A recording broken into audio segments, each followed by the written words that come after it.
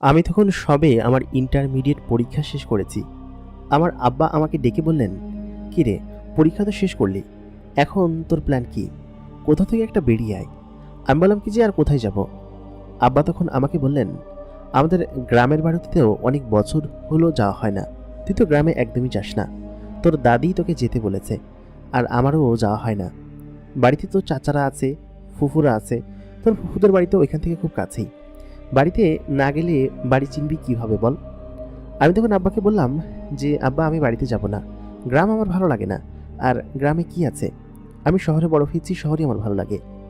এই কথা বলতেই আব্বা বলল, "বুঝবি, একদিন বুঝবি, যখন গ্রামে যাওয়ার জন্য কান্নাকাটি করবি। গ্রামই মানুষের সব। আমরা একসময় গ্রামে বড় হয়েছি, এখন আর শহরে ভালো লাগে না। মনে হয় গ্রামে ফিরে যাই। সেই সময় আসলে বুঝবি।" আমি আব্বাকে বললাম, আচ্ছা ঠিক আছে আব্বা, আমি আমি যাব না। তুমি যা বলার বলো, আমি যাব না বাড়িতে। বাড়িতে আমার ভালো লাগে না। আর বাড়িতে কেউ নেই। আমাদের বাড়িটা পরিত্যক্ত অবস্থায় পড়ে আছে। দাদি তো থাকে চাচাদের কাছে।" আব্বা তখন বলল, "না না, তোর দাদির নিজের ঘর আছে।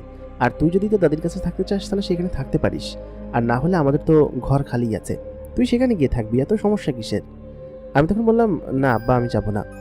তারপর আমি ঘর থেকে বেরিয়ে গেলাম। সন্ধ্যার দিকে আমার বন্ধু সাদাতের সঙ্গে দেখা হলো।